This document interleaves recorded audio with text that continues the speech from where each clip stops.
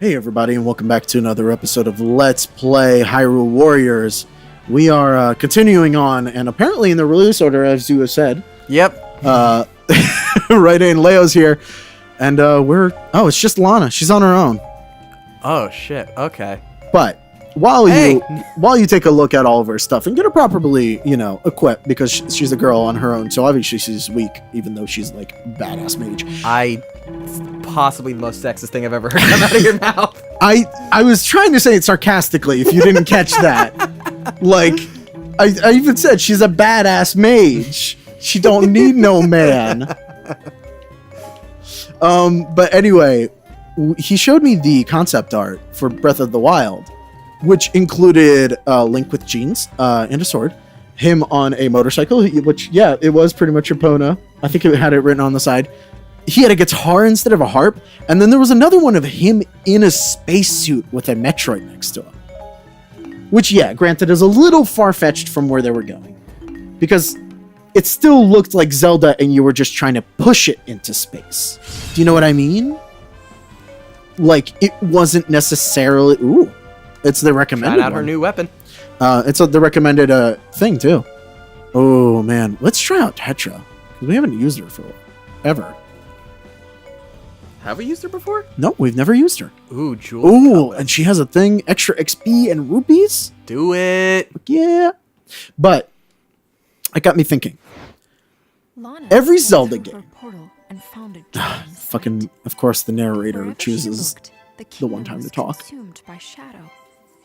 Though she Not like knew I of the haven't Twilight talked over her realm, before. she had never Every seen Zelda it game firsthand. has essentially happened in a Lana's fantasy sorcery could world. not reveal who or Most, what was right? causing the Twilight to And I cover think Hyrule's part of the reason people. for this is because this She soon came upon a small event village that keeps beset by occurring monsters. occurs so early Ancient in the closed world's gate of history would have to wait. that society never gets a chance to move into something more advanced. Like, just look at Breath of the Wild, where society literally stops for 100 years. Right. But that's because Ganon comes back and he messes things up. And the most that they ever got were the Guardians, which, let's be honest, they're powerful, but they're not really technologically advanced. They're essentially a bucket of bolts that can shoot lasers. Like, there's nothing outrageous about them. I guess there's also the train in Spirit Tracks, but that's the furthest. Yeah, I think that's probably the furthest. So what if it happens that, like, it would make a whole lot sense for Link not knowing his role in everything. What if you were to have a situation where oh my god, who the fuck is that? $10 says I know who it is. No, I know. I think I know who it is, actually. But so what if you were to have a situation where Ganondorf doesn't come back for thousands and thousands and thousands of years, to the point where people have lost it? And I mean, so far that society has moved on into the space age. Like, what if Link is literally just like a worker on a space station? And, he's there, and this strange magical stuff starts happening, and he's like, what is going on? I mean, of course, for Link, that's gonna be pretty absurd. Well, our Link. Right. Well, I mean, no, even that Yeah. Link. If a Link in the future starts seeing magical things happening, and they haven't seen magic, they haven't seen any of this stuff, occur, like, all these people could come up in a new way that you've never seen before. What if the entire game takes place on a space station, and, like, Ganondorf is an engineer who's in charge of the station and just fed up with things, and Zelda is, like, the head of the place, running it, or maybe her father is running it and she's living there because her father is the king. Mm-hmm. Just completely remove it from the situation, and it's just like somewhere in the database, while you're looking up what the hell is happening, you find, like, the Triforce symbol, and all it's connected to is this little fairy tale from the past. Like, how out there would it be? But it would still be Zelda, because all of these same things happen in every Zelda game. Every character has to be reminded that this thing continuously happens.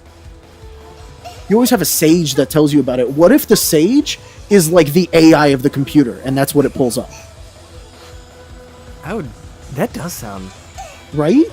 And it's like, and there are ways to do it. Like people, like I know a lot of like they said that they. I remember Nintendo sometimes saying that they, like people. Like, look at Star Fox and Metroid. Both are about going through the entire galaxy, but both have an entirely different aesthetic and art style to each one of them. Why can't Zelda just, like, try it? Like, even borrow some elements. Like, we saw the Metroid in there.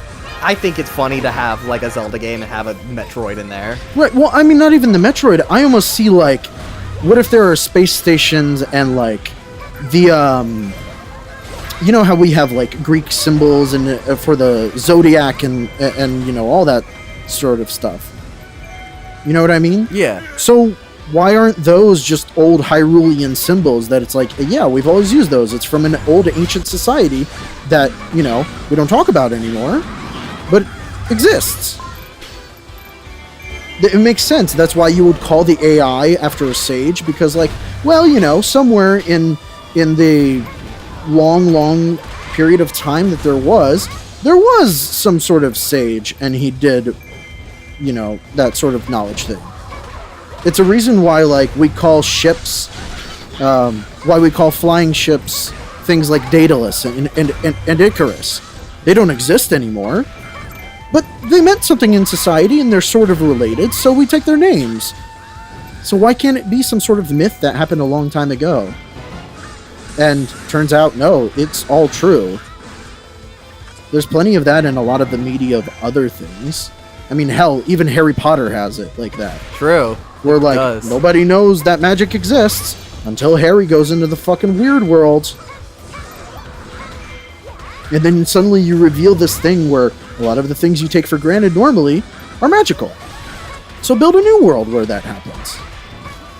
I think it would also, like, I think, because, like, while we weren't recording, I was talking about how, or maybe it was the end of the last episode, I honestly don't remember at this point. No blurs Like, together.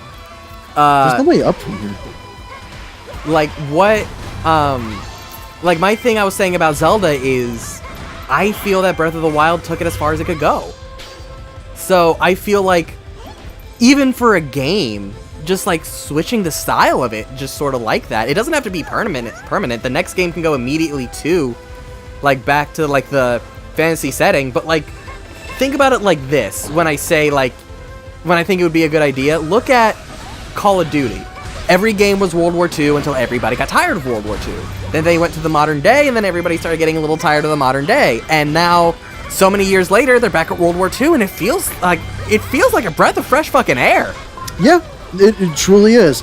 And I mean, like, you can do this in so many ways. I'll point back to the Final Fantasy game where, you know, they try many different types. Did you just build a tree? I built a Deku tree. What the fuck? Is that the spear's special attack? Yeah. Interesting. But, you know, it's just, that's how it happens. It's... I know literally nobody agrees with us, but I think, I honestly think if they announced it and then released it and like followed through with it, people would hate it. People would hate everything about it, and then play it and realize it's a damn fine game. Yeah, I think everybody would absolutely hate it, but, you know, they took Wind Waker and put it in a world full of water, and there were people who didn't really think that would work, and now it's one of the most beloved Zelda games that there is. So I don't know, like, how much you can put into a setting as much as the story that you tell in. There was a thing that I remember reading about a marketer. Like, it was a guy who like would everybody hired him to essentially, because like he was the best way on how to innovate like food products mostly. And so a company hired him to try to figure out, how do we make pasta sauce better? And like they tried so many different things, and people said like, oh, I want it like this, but the thing that they realize is they don't know what they want. It's true. So like until they, like, I feel like especially in gaming, people are very scared of change, but also always want change. Like, for example, I don't like the Wii U because the Wii U had, like, Nintendo made it and set out with a purpose. They wanted this sort of 2-in-1, like, style game. Like, they wanted a game that you could not necessarily need the TV for, which is why a lot of games, such as this one, you can just stream straight to the gamepad. Or they're mirrored. But I think the games are best when they completely innovate, like Zombie U, where the gamepad itself becomes a part of the control. But I never would have thought, ooh, let's add a second screen to this thing and make, like, let's add a second screen to the game, because that's gonna be cool. But like I wouldn't have, like, nobody would have thought of that until they are presented with it. And yeah, not every game works. Like, look at Star Fox Zero. Like, that game is it's beautiful, but it's fucking horrendous. But I didn't mind the fact that they tried to innovate. I prefer it when companies, rather than giving us the same thing every time, innovate in small ways. Like, keep the, like, but that's the thing. Everybody in the game industry is so scared of failure. It's true. So they are too afraid to innovate. That's why I feel like, to me, like, I just want Nintendo to have another era like they did on the GameCube. That was a dark nut, and I didn't realize it. Is that a bad thing? I just leveled up and everything went white. No, but what I mean is, like, look at the GameCube games Nintendo made for the GameCube games. Just fucking all of them. Like, all their mainline franchises just out of left field. Like, oh, let's do a Mario game, but make all the platforming centered around a jetpack. Or let's do Zelda, which we've always presented as this, like, super realistic, dark, gritty world, and make it a giant fucking cartoon. Or like, you know what I mean by that? Or like Metroid Prime. Let's take this dark, moody thing and make it a first-person shooter. Like this, let's take this platform series and make it a first-person shooter. Every game Nintendo made during that whole during the GameCube era just makes no sense if you sat down and tried asking people, hey, what do you think of this? Because if you told me, oh, a cartoon Zelda, that's fucking dumb at the time. Oh, Mario only being able to, like, use a jetpack to go anywhere, that's stupid. But those are honestly some of my favorite games. Yeah. Because Nintendo went with a style and tried it. They didn't just say, oh, Mario, another one. Well, Zelda, another one. Which is what, as much as I enjoy Twilight Princess, because Twilight Princess is a fun game, it's not as memorable because it's another one. No, I completely agree. Even though Twilight Princess is one of my favorites, just because it's dark and it's the first time Zelda has ever been dark, it ventures into a extreme. Oh, you can't even hurt Midna while she's. Where is she? She's next to us. She's right here. But you can't hurt her until you have all the Twilight places captured. Got it. Oh shit! The ally base is falling. I'll go to that. Alright, I guess I'm just gonna take care of all the Twilight shit. Maybe you can hurt her? She is hurt. I'll keep. Oh no, you can hurt her. She just doesn't stagger that much. Oh shit, what the fuck? Oh yeah, by the way, while you're in her keep, she fucks you up. Oh shit, okay, then let's lure her outside. Yeah, that's what they wanted us to do. Well, there's two things. You can either take out her places. You can't stagger her in this. Got it. Oh, we lost the main place. I didn't realize I died. Oh, did you die? Yeah. Oh. I'm gonna go back and help the main forces. Okay. I think what works, and what Nintendo has successfully done and shown in the past, is not so much that change of a style hurts games, but that you have to keep the style consistent and give it, what the fuck, it put us so far back? Shit.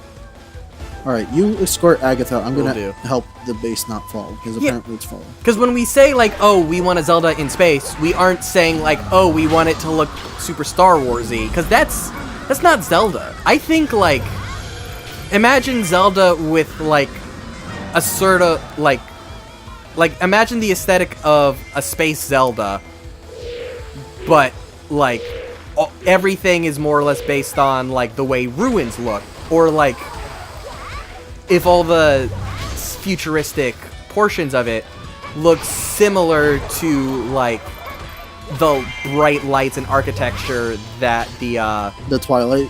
no, not the Twilight, the shrines have in Breath of the Wild. Oh, totally, yeah. I think it would be such an entertaining thing. I mean, like, you know, all the little details that you could pump into there, like, the idea about having a motorcycle called Epona, that's actually kind of great. I would love something like that. You know? I don't think that there's any downside to having a place where you just, you know, you can find your callbacks, but creating something new is what's important, and it's what makes a game memorable.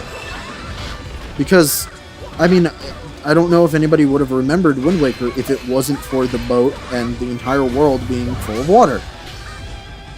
I honestly feel like a lot of Wind Waker's charm comes from the aesthetic.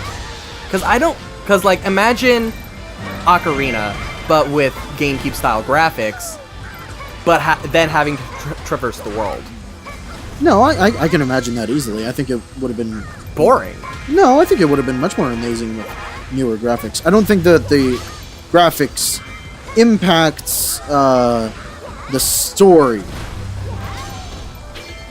I find most of my enjoyment from a Zelda game, or really any game for that matter, to be the story. The graphics help, I mean, but they're not the end-all be-all. It's... How do I say this? It's not so much the aesthetic as the actual setting. What I don't mean like the tune idea of Link or anything like that. I mean, like, just think about it. Like, you're introduced to the world as you've been living on an island. There are generations that live on this island, and that is pretty much all there is to it. You know? Mm-hmm. Because all of the people who live there have ever known are islands. And they live on the water because that's how the world has been. I mean, correct me if I'm wrong, but that's incredibly different from, you know, Hyrule Field. Yeah. It's not the same. And so I don't understand why we can't have that same thing where, like, I honestly imagine it where it's one huge space station. For whatever reason, they've left Earth or whatever the world is called. Cause so you would want the entire game taking place, like, not going to different planets, but, like... Yeah, fully in space. Give it a different reason. Have your interesting mechanics be that there are zero gravity environments in there. All of your gadgets can be technology at that point, and you don't have to, like, skirt around, you know, what they can be. You know, the hook shot. Zero gravity Zelda would be so dope. It would be interesting, right? Yeah, we've already seen it. So, I don't think that it's absurd to think of this stuff like that. I think a change of setting can be extremely refreshing without changing the aesthetic. Yeah. And it lets you take more liberties with the story. Especially because Zelda doesn't really have a story until Breath of the Wild beyond, you know, Ganon it's just like, yeah, like every game Link is does. like a different way of telling the same story. Right.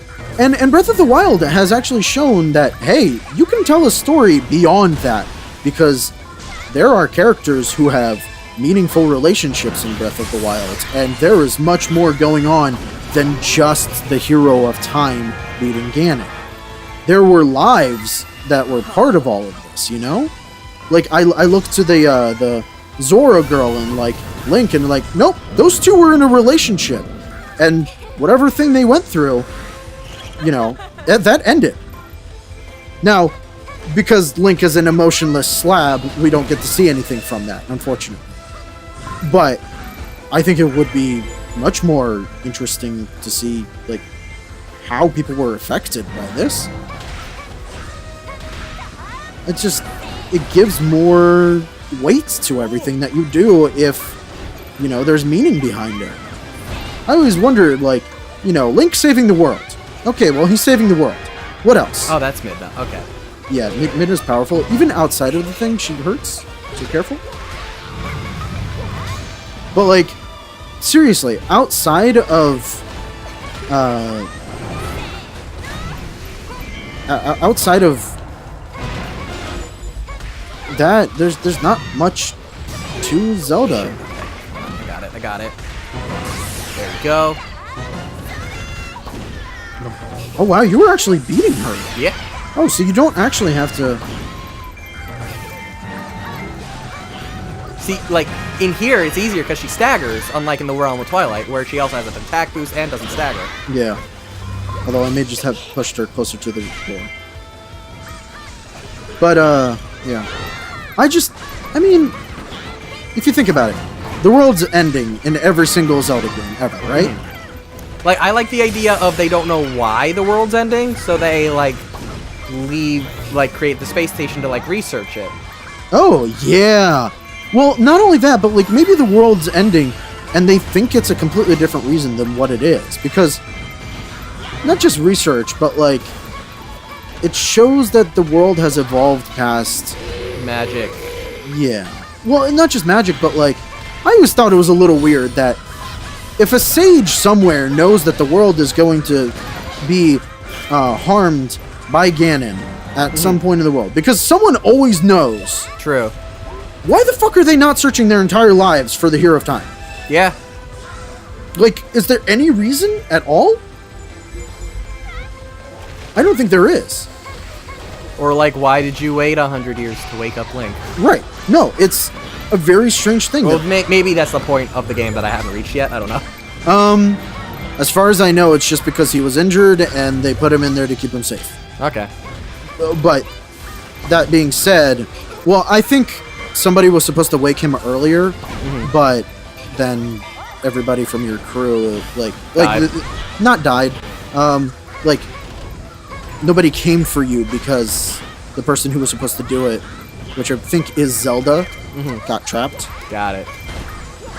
So it makes sense to me, but beyond that, it's like, well, what the fuck happened, you know, all the time before that? I get that it's Breath of the Wild is the first game that has acknowledged that, hey, we tried to do something before Ganon happened.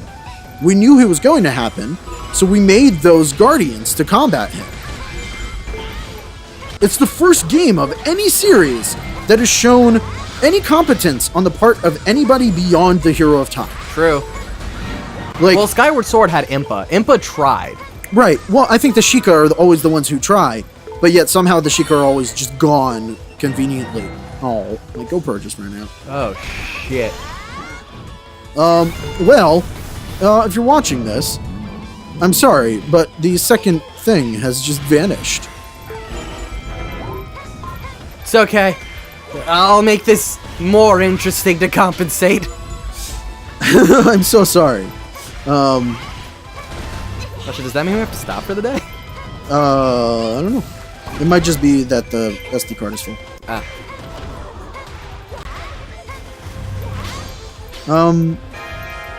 But yeah, I think they need to show more of that, and they need to show that the world is much more beyond just that. And you know what? I honestly think within the next 10 years, maybe not with Zelda right away, but I think we're going to get that. Because look at the success of, and it's a small victory right now, but I think it's gonna like bloom into something big. Nintendo was always too scared to like let a third party, like a straight up third party, not a second party, but like a straight up third party, handle any of their properties. But then you get You get Hyrule Warriors, which is a third-party game, and this is fantastic. Fantastic enough that they somewhat gave it a sequel, but with a different franchise. You know, with Fire Emblem Warriors. And the other big one is Mario and Rabbids. Like, that game is incredible, and Nintendo didn't really, approve of it for most of it. I mean, it's true. They need to let go of their same old stories a little bit. Because it's a little sad that that's all that they can come back to. I am looking forward to when, imagine if, a main line... Oh, look! No, you got a herpes. Is that to beat Midna twice? I don't know. Imagine... Oh my fuck. god. It's the first one we got. Fuck. I literally just used the potion.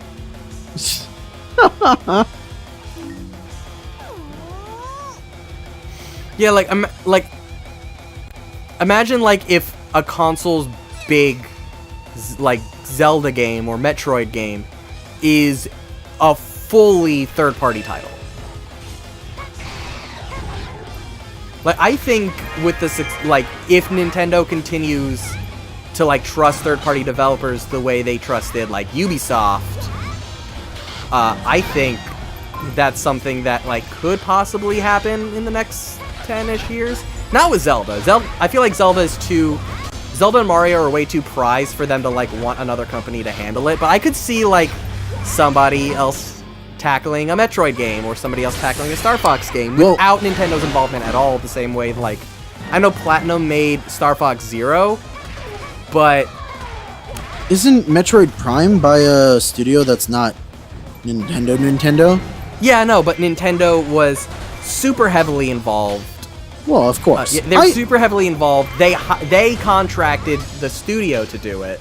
I honestly don't think that they should ever give up 100% of their control over anything, because the one thing Nintendo always does have is polish. Yeah.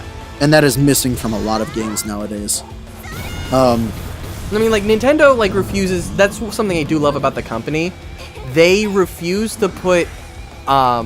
they're so... What's the word? They're so protective over their IPs. And that is something that I feel is fantastic, and also a hindrance. Because, look at, Star Fox Zero, like I said, Platinum Games was in charge of that. They hired Platinum Games to do it. Platinum Games knows what the fuck they're doing. But they didn't want... But Nintendo wanted to stick so close to it that, they weren't really allowed to do anything that makes Platinum Games Platinum Games. I see. They said, oh no, we want it, you're gonna be remaking the first game again. We don't want you to add anything original to it. Just, do a modern day version of Star Fox 64. Instead of, hey, we want to see your take on a Star Fox game. Make Star Fox game. Yeah, I don't know if they necessarily need to... I'm okay with Nintendo keeping their IPs close to the chest, as long as they open up themselves to changing it. Yeah.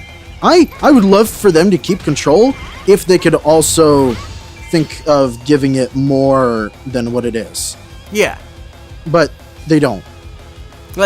Nintendo as a company, they are too scared to do things. People say Mario Rabbids is the first successful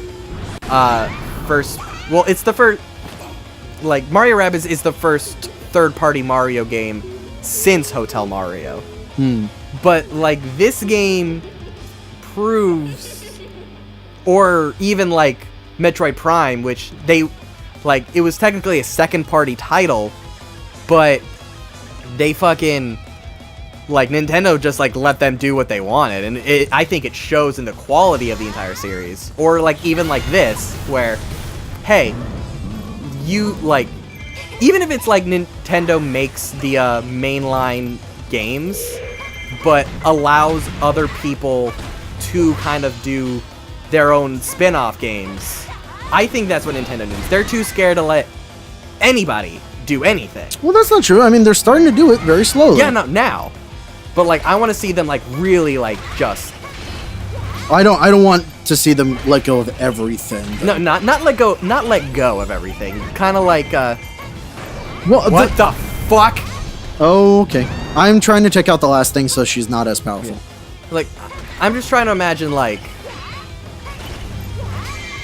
I don't know, like to me, like trying to like articulate my thought into words, and this is really hard. Like, especially when doing this. yeah, like the big Mario game, the big Nintendo game of like the Switch is Odyssey. And Odyssey is beautiful. Nobody other than Nintendo could have made Odyssey. But like 2 or 3 months before Odyssey, we got Mario Rabbids, which is an entirely different game, just using the same characters, because something that I want more of these games because I love these characters. And I hate the fact that I have to wait 5-10 years for the next Zelda game to see what they're up to. Even if it's just like a side story or a spin-off like this. It's really fun to like see these characters in different situations. Hell, I would love if like fucking they gave like they gave their concept art for like the modern Zelda game that they had, that like that was supposed to be Breath of the Wild, and just gave it to somebody else and said, let's see what you do with this, like just this aesthetic. I don't know if I want them to give it away, just because they wholeheartedly believe in their own things, and it's refreshing to see a company not sacrifice quality. Especially because if they give it to somebody else, then they're gonna have to deal with Nintendo's deadlines and yada yada yada. Well, I think like the fact that they have to deal with Nintendo's like seal of quality and Nintendo's deadlines is just gonna make. Ooh. Oh, Minna. Oh yeah. I feel like it'll. Oh my god. It's like the first episode again. Like, I don't know. I feel like that weird push. Because, like, if Microsoft or Xbox says, here, do this, you're just going to be like, yeah, alright. But if Nintendo, the grandfather of video games, says, do this, you'll be like, yes, daddy. That's not true, because the Zelda CDI games exist.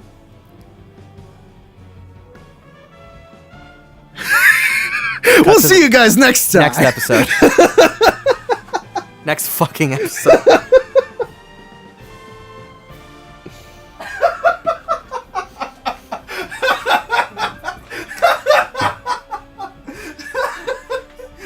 You forgot about that. 2 words and you destroyed my entire argument.